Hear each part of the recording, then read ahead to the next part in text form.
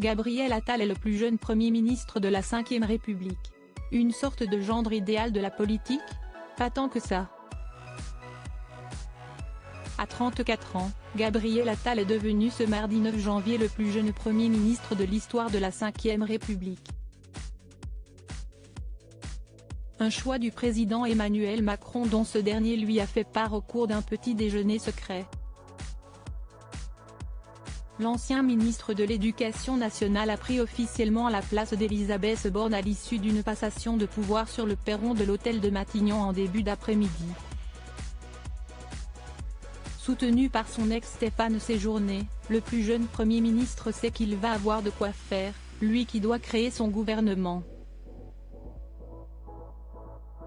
Mais, il a toute la confiance du chef de l'État qui croit en son énergie et son engagement. Un parcours éclair donc pour le politique mais aussi une image de gendre idéal qui lui colle à la peau. Et pourtant, Le Figaro, dans son édition de ce mercredi janvier, révèle à quoi carbure le Premier ministre français. Des habitudes pas très saines. En effet, comme Elisabeth Borne avant lui, Gabriel Attal a une bien fâcheuse manie, la vapote. Nos confrères du Figaro expliquent que le déjà grisonnant Premier ministre est un jeune homme anxieux, qui carbure au Coca Zéro et à la cigarette électronique. Et ne ratant aucune ligne de ce qui est raconté sur lui.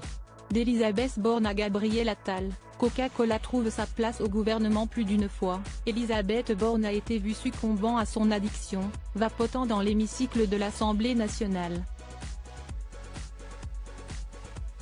Jusqu'ici, Gabriel Attal, lui, a été plutôt discret. Mais le stress risque de monter dans les semaines à venir, et il se pourrait bien que l'on aperçoive le Premier ministre français sortir sa cigarette électronique de temps à autre.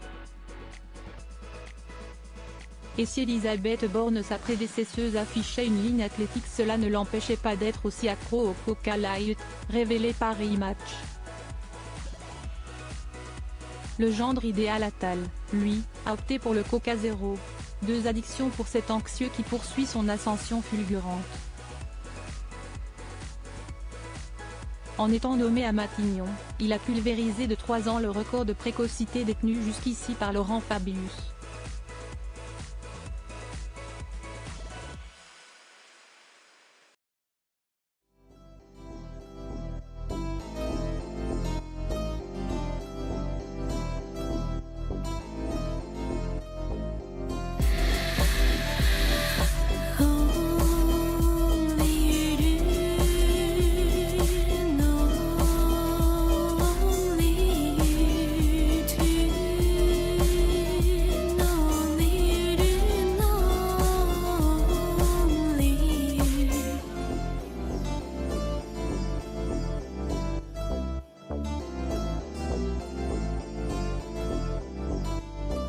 To